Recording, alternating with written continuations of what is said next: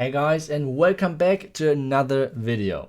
Today we want to have a look at our war which leads us to the 30 win streak which we have right now. It's pretty nice to have, but I think at this point I want to talk a little bit more about kind of myth and how to say that things which are not true in Clash of Clans when it comes down to stats and not important at all.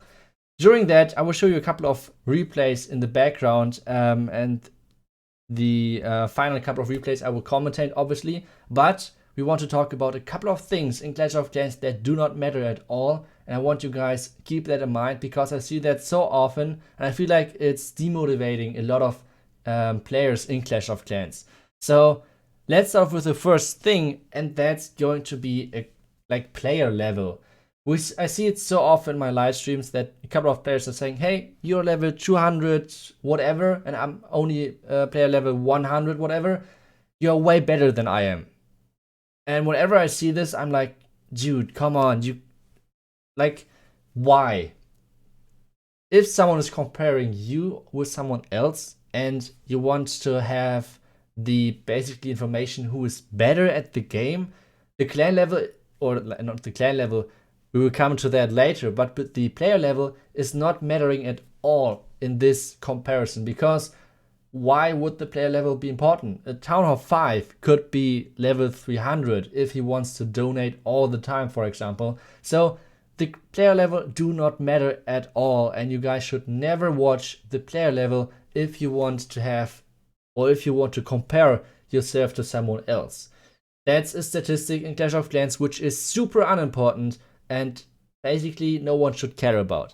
The next thing is kind of similar, and it's going to be the clan level. Like, even though it's nice to have those clan perks with having like extra abilities to like donate, the amount of donation, getting something back if you want to donate, etc., is nice to have, but it's not saying anything about the power of your clan.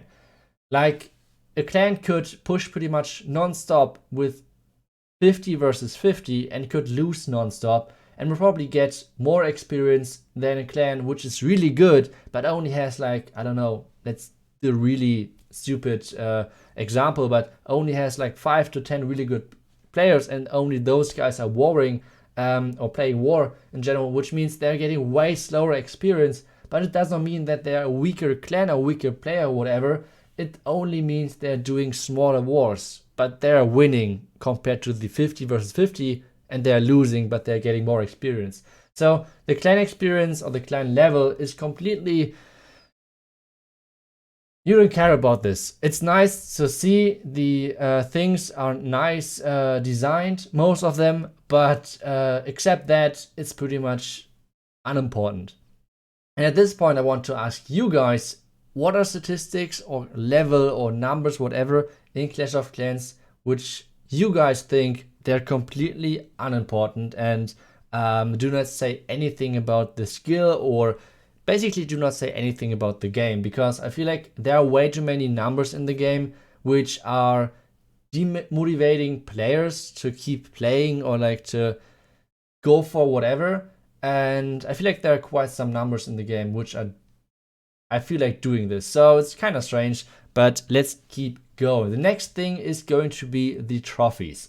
And I'm not talking about like the top 100 guys, whatever. They are obviously really, really good. I'm more talking about like if you're 1,000 trophies, 2,000, 3,000 trophies, something like that. Because it doesn't matter at all where you're at regarding this. It's most of the time more like the play style you have. For example, if someone's really high up there, or like high up with like 3,000 to 4,000 trophies, it's more about that if they're farming with stronger strategies and going more towards the loot bonus, which you're getting after every single attack. If you're more down, like if you're lower in trophies, like around, I don't know, 1,500 to 2,000 trophies, this means more often that you're going to the loot itself and you're going for inactive bases. And this does not say anything about your skill or whatever. It says something about what you're more, well, what you more like to go for if you're farming, stuff like this. But if you're not like boom, and then you have like 300 trophies below you in the German rankings, this is showing, okay, this guy is way better than the rest in Germany, or at least on the German leaderboard. But if you have like those 1000 to 2000 trophy comparisons, they are completely useless. And whenever I see this, yeah, I have like already, or like when someone is applying to the clan and saying, yeah, I have already 2000 trophies, who cares? Like, I don't want to be mean, but who cares? Like, that's not an achievement at all or anything like that. So I'm super sorry for that, but this is not an achievement. And I hope I can somehow work around those stupid myths or like stupid things people think about the game, like those numbers and statistics. But well, that's it for the first part, because those were my those were my top 3: the player level, the clan level, and the trophies. Whenever we are not talking about Legend League.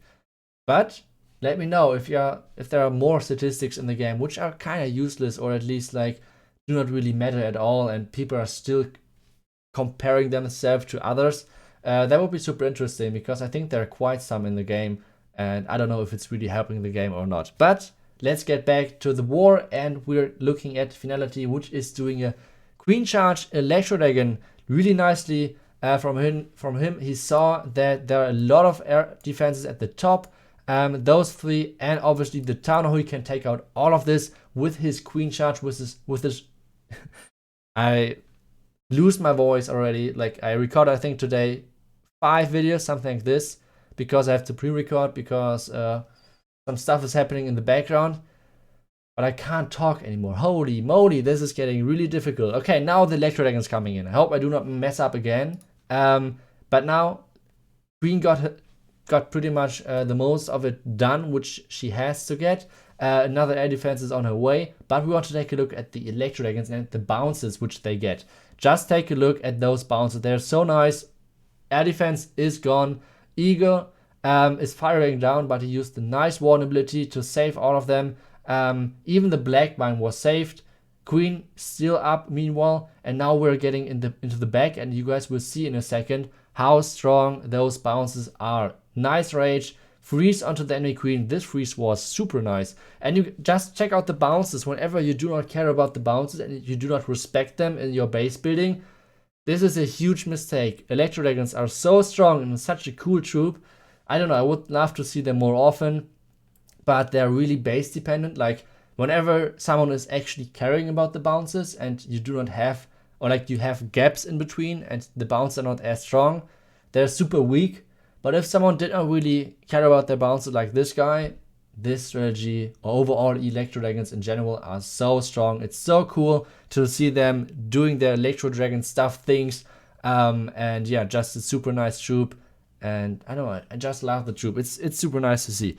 So I have one more attack to go. On the number 16, let's go from Yorkama, and he is doing a really crazy nice Queen Charge Lalo.